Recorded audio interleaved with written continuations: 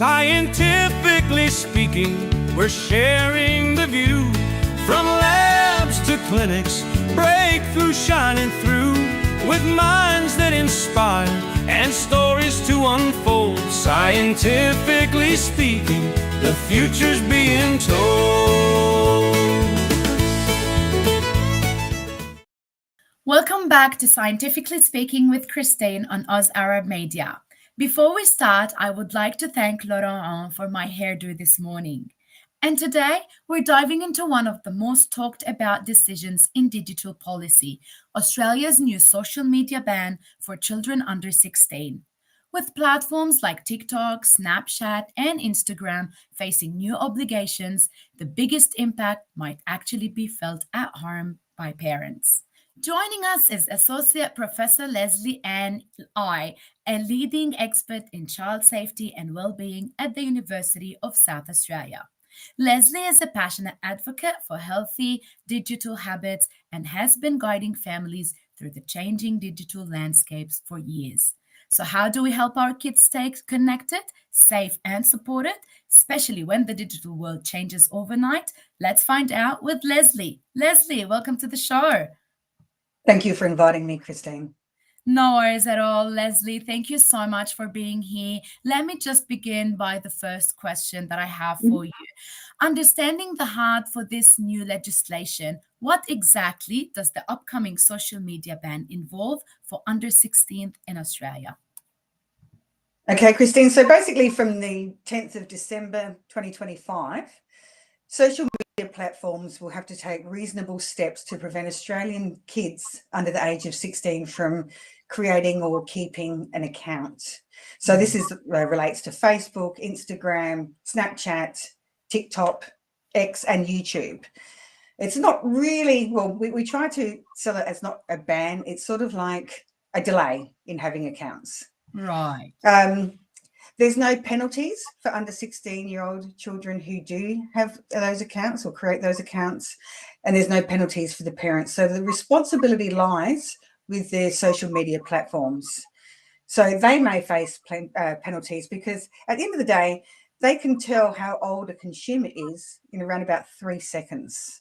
Wow. Based on the type of media that they're engaging with, how quickly they type, things like that differentiate kids, because I guess kids who or teenagers today have grown up with digital technology, so they type with their thumbs, whereas older people might type with single fingers. So there's all those differences that help your algorithms identify who's actually engaging with that media.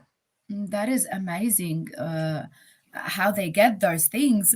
As a researcher and educator yourself, what led you to focus on your work for the intersection of childhood development, digital technology, and the online safety? To be honest with you, Christine, it was my daughter. So my daughter was 12 at the time, and she got scammed on her mobile phone. So I brought her a mobile phone. It was a prepaid mobile phone for traveling to and from school. She was in grade 7, and she put in her phone number based on some sort of survey or thing that they were doing, and she got charged $5 for each text that she received. Wow.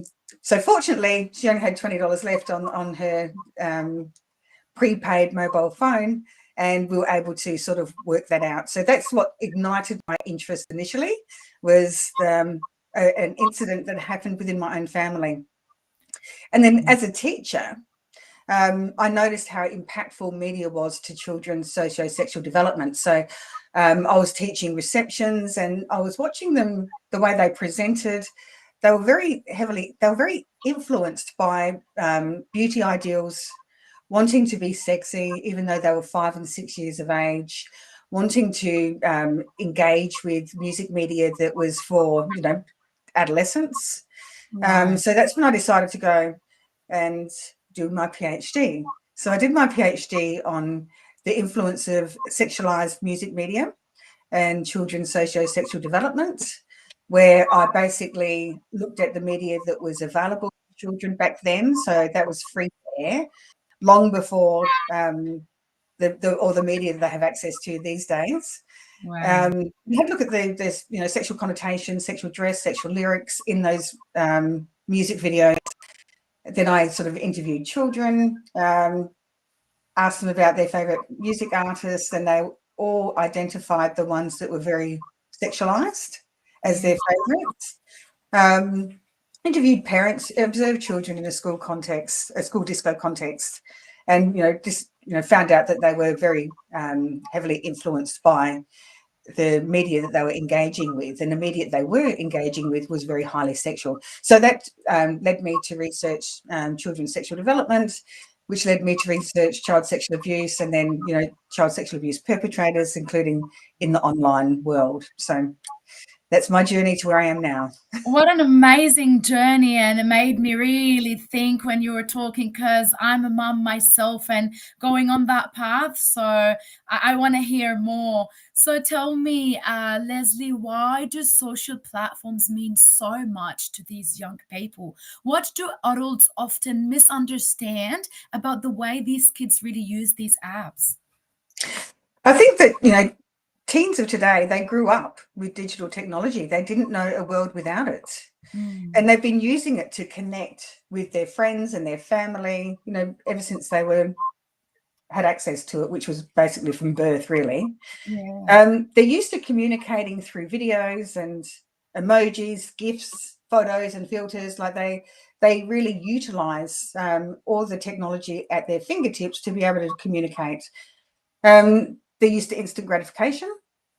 So they're used to instant connection. So, they reach out to their friends and somebody responds at some point. If they're going on Facebook or they're going on X or Snapchat, they reach out and they're used to that immediate response. And they don't really communicate through emails anymore when they're communicating with their peers. They communicate, if they're studying, they'll communicate with their teachers or their lecturers, but they don't communicate with their peers through emails much. In fact, that even texting through a mobile phone is a dying practice. Wow. Young people these days, most of them will communicate through Snapchat or your social media platforms.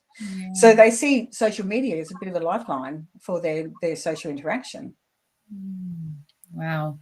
And the media release, there was a media release that went on last week, if I from the top of my memory, and it emphasizes that the real challenge will be at home. So what makes the parental role really so critical in enforcing this ban, or if you don't want to call it a ban, a change?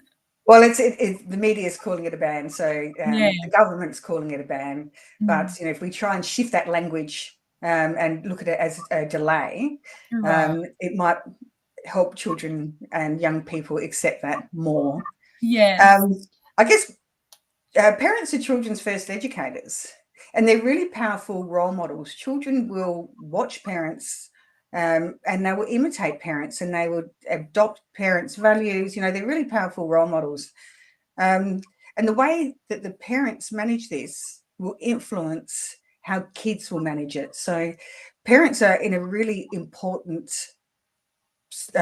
situation at the moment.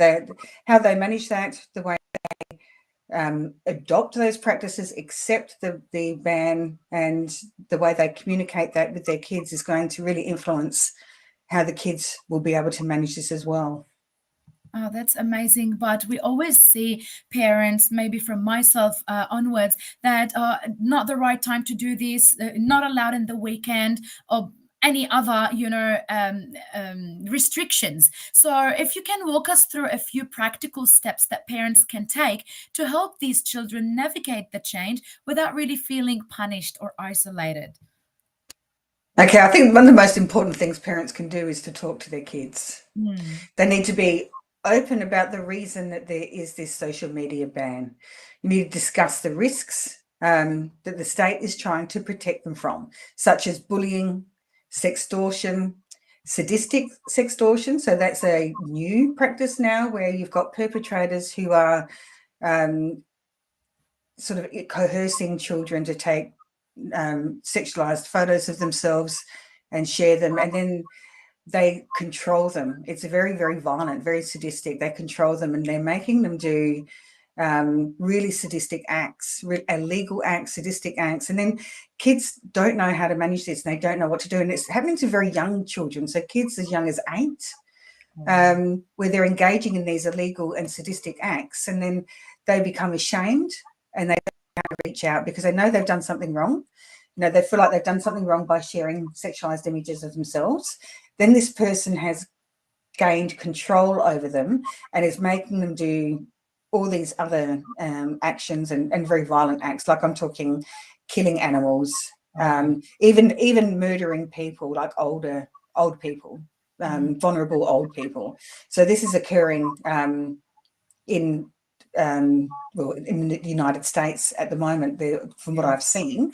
But I'm not going to assume that it's only happening in the United States. Yes.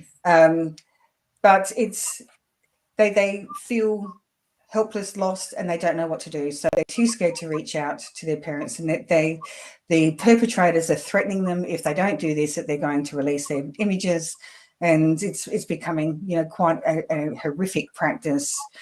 So that's the sort of stuff that we're trying to protect kids from: hate speech, racism, discrimination, sexualized content. It's all that stuff that is being shared and occurring on social media that we're actually trying to protect kids from. So we need to, parents need to actually communicate that to kids and say, we understand benefits of social media, but there's also a lot of risks. So to try and protect you, this is what the ban is doing.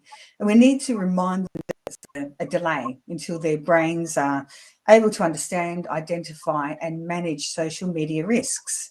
So that occurs through natural maturation, but also through education. So, parents need to do what they can to be able to educate kids, as well as uphold and support the education that kids are getting through their formal schooling. Right. I think parents need to be empathetic and understanding of what the kids are seeing as their loss. So, particularly the kids who have been used to having social media, the ones that are like 14 years of age, they're used to, 13, 14, they're used to social media. They've been using it for, several years. All of a sudden, it's going to be ripped away from them. So, parents need to be empathetic about that. And, it's just basically saying something along the lines of, like, I understand how you feel. This must be really hard for you, but we can work our way through this. They need to role model internet behaviours. So they need to put their phone down too. Yes. If you can't do it, how do you expect them to be able to do it? So role modelling is a really powerful and important tool that parents can use to encourage children to look for other things to do. And particularly at the very beginning of this, we need to be very mindful that I guess there will be some parents out there that don't even realise how much they use their mobile phone until they're in a situation where they have to try and role model not using it because of their kids, to support their kids. And look into other apps that are of interest to their kids. So helping their kids sort of identify their interests and looking at other apps that aren't social media apps that they can perhaps, engage with and get the same sort of fun and activity from. Right. Do you mind me asking between the lines if those little chats in the games like the Roblox and the coding and decoding, it would be a safe space for these little kids or not even? I feel like games it's a tricky one. We can't ban children from everything, and perpetrators will try to access kids on game sites as well. So that's why it's really important that we still educate kids. We have to be really like don't speak to strangers online and things like that, but still be able to be around with their friends. Yeah. But we also need to be very rigorous in relation to helping them identify those risks. So it's occurring at school, but we need to, as parents, we need to reiterate that. And I think one of the key things is being open. If you're too strict, your kids aren't going to go to you if there's a problem. You need to be open and invite communication and invite them to share any concerns that they might have online. If Right. you're too strict, if they think they're going to get told off, they're not going to come to you. So it's about making sure that you invite them to come to you. Amazing. You did mention some alternative ways, for them not to be on these apps. But if I can ask if you can recommend something beyond social media that would help kids maintain their friendships and sense of belonging as well. I think you can encourage sort of alternative activities that they can engage with their peers.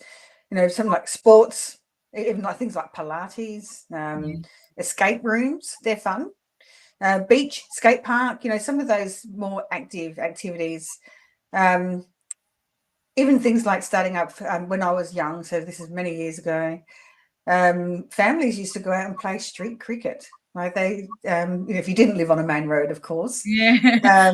just in your street, you'd have a bin. There was the wickets, and you had a bat and a ball, and the whole neighbours would come out and engage in that. So, bringing some of those activities back, Yeah. and supporting kids to engage in those activities, which may involve driving them to meet up, and being flexible and supportive, but also even using digital media, bringing back the good old-fashioned group chat via text, like text message, where it's a lot safer. You're just Back in my days, it was MSN.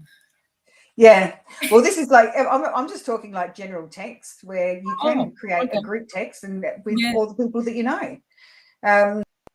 Online gaming, that you can encourage online gaming with their peers, with people that they know and not people that they don't. And basically they're meeting up face to face, going to the movies, things like that, that gets them out the house, keeps them connected with their friends. Definitely, I agree.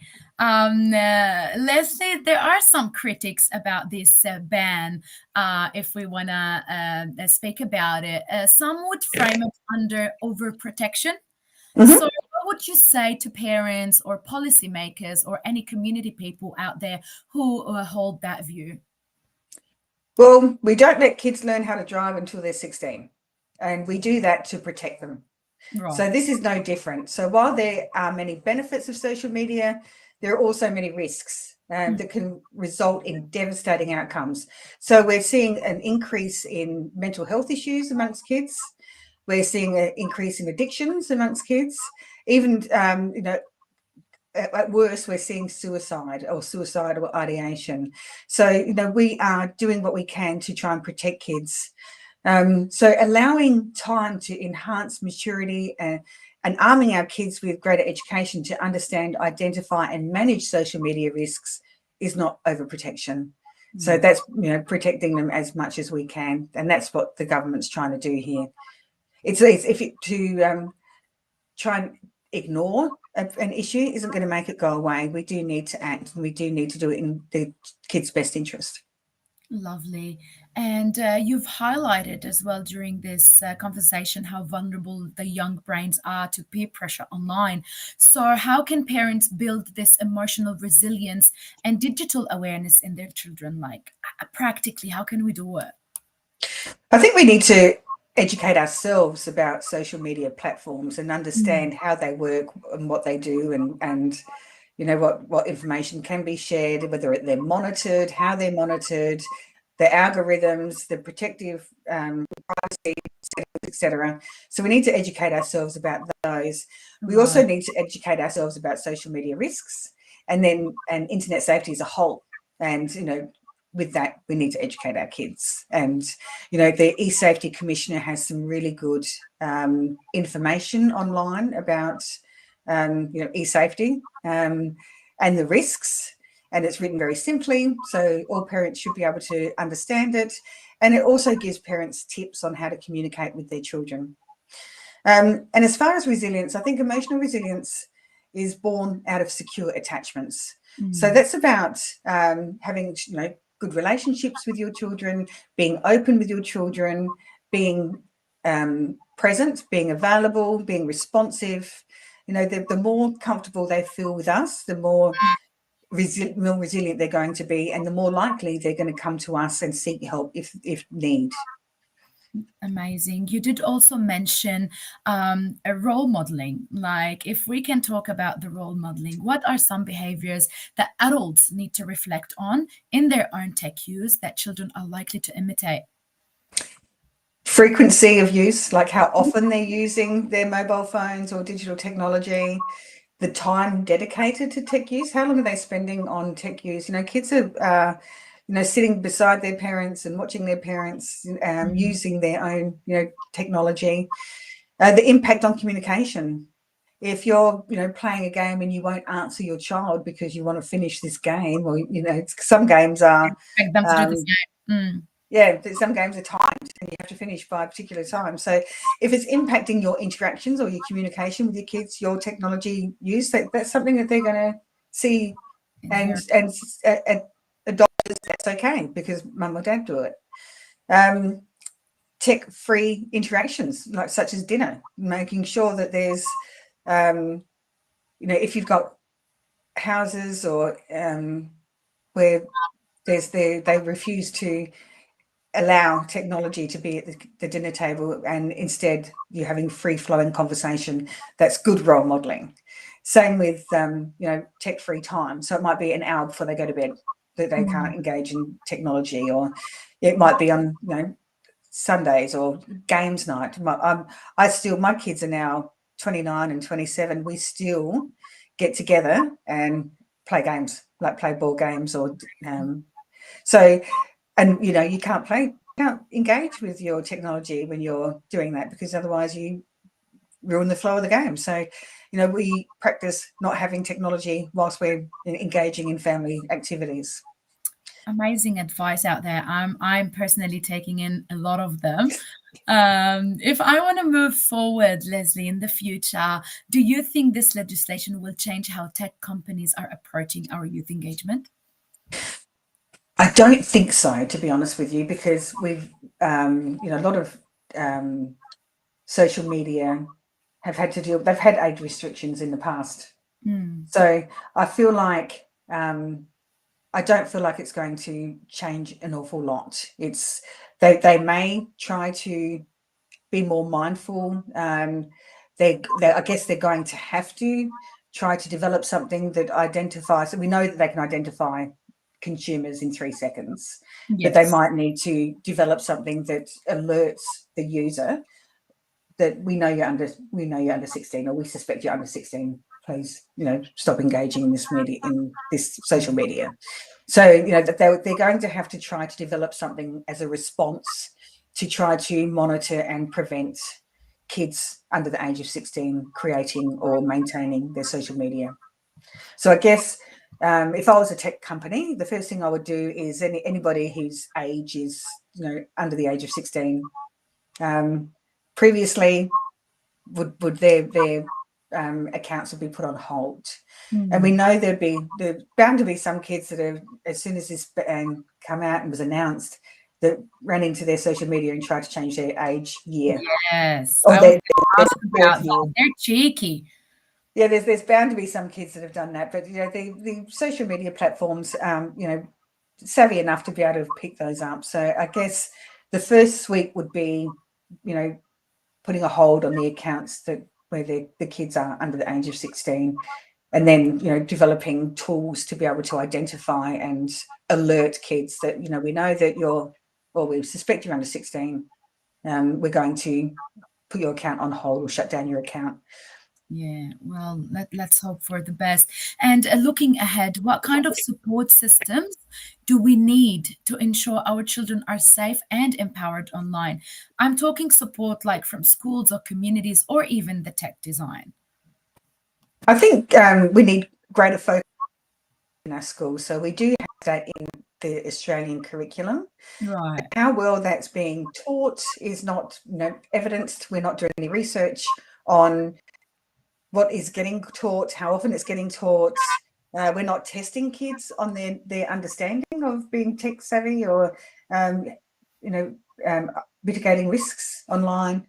So we need formal learning also about digital wellbeing, so understanding your actions on others as well. So I feel like we need to up the ante in relation to what we're teaching at school, how we're teaching it. We do need to test our students' knowledge in that space as well, which I don't believe we're currently doing. We're teaching it, but again, it's not monitored. Like, teachers aren't monitored in relation to what they're teaching, how they're teaching it, and how often they're teaching that. And we do have an overcrowded curriculum as it is. Yeah. So it is tough on teachers. So parents also need to pick up some of that education as well, and try to help their kids understand some of those risks. And it's difficult for parents because they're not teachers, so they don't know how to, or they don't have access to the curriculum and what to teach and how to teach it.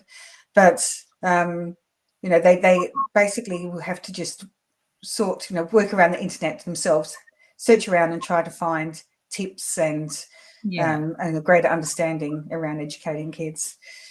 And as far as text design, text design is always moving forward.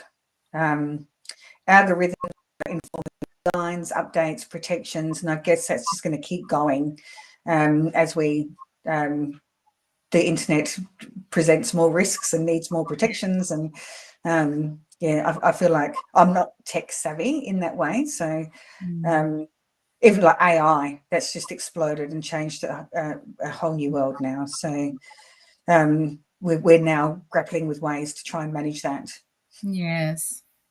Yeah, the world is moving faster than what we think it is, and we're hoping that our kids are protected in any way possible, thanks to your efforts and people like yourself in the government. So before I end my conversation with you today, Lesley, I'd like to do some myth busting. So if you don't mind, I'd like to give you a few social media related statements and tell us if they're true or false, with maybe a little bit of a why. Can we start? Okay. Sure. All right. So my first sentence would be, kids are naturally tech savvy, so they unconsciously know how to stay safe online. False. All right. Why so?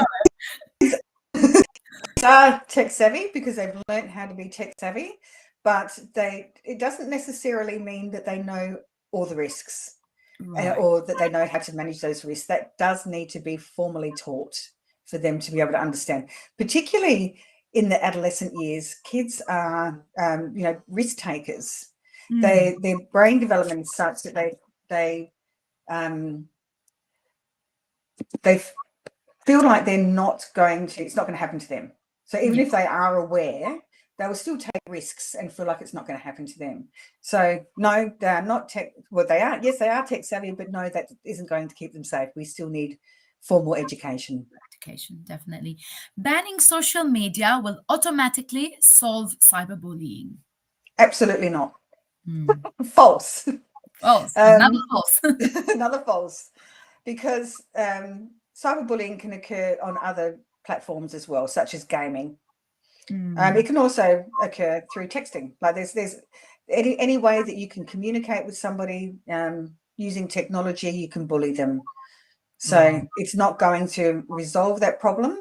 But if you're educating your kids to only engage with people they know, it might help be able to identify the kids who are engaging in that bullying behaviour, in which that can then be managed through, parents or school or police if required. Right. Awareness is most important. My next one would be, parental controls are enough to protect children online. No, because kids can get around. They're tech savvy. They can get around parental controls, and not all parental controls work. Also, perpetrators can get around parental controls. So it's, although they're a step in the right direction and they are worth having rather than nothing, education is still key for helping keep children safe. Lovely. The one more. Once something is deleted online, it's gone forever. No. Once something is online, you've lost control of it. So as soon as something goes online, anyone can grab it, download it, share it. As soon as it's online, you've pretty much lost control of that image or text or whatever it is that you're putting up. And also, the social media companies and other tech companies control and hold all this. I was literally reading something this morning about what Google has. Like every email that we send, Google has access to, and they store those, and they can bring them back. So, that's the technology is so great that everything that we put online can stay there and can be retrieved. Wow. My lucky last, Lesley, talking about online dangers will scare our children and will make things worse. No, talking about online dangers will inform our children, and it may scare them depending on how you tell them. We do need to speak to kids in an age-appropriate way. So we need to be mindful that some information that we might share with kids in relation to risks might be scary for them. So we do need to be mindful in the way we share risks. But the better informed kids are, the more they know about risks, the more armed they're going to be able to understand, identify, and manage those risks. And do you think scaring them would be a good approach to stopping them sometimes? No. No. Yeah. Much, but inform. Yeah. Amazing. Lesley, thank you once again for joining me today and for sharing your insights and practical advice. This is such a timely conversation, and I'm sure many parents will walk away feeling better equipped, hopefully, and more confident in guiding their children through this change. So thanks again. You're more than welcome, and I wish you parents all the best. It's going to be tough. It's going to be tough to do this, but it's well worth it in the long run. And just keep trying to be empathetic, educate, and be patient as they're trying to grapple with their new normal. They're trying to adjust to their new normal. So try to be patient with them when they're doing that. Amazing. Thank you for the wise words. Now, before we go to our listeners, I'd like to say parenting in the digital age isn't easy, just like we mentioned with Lesley, but it's never been more important now. Don't be afraid to start the conversation. Be curious, be open, and remember, your guidance matters more than anything you would think of. This was Christine from Scientifically Speaking on Oz Arab Media. Until next time.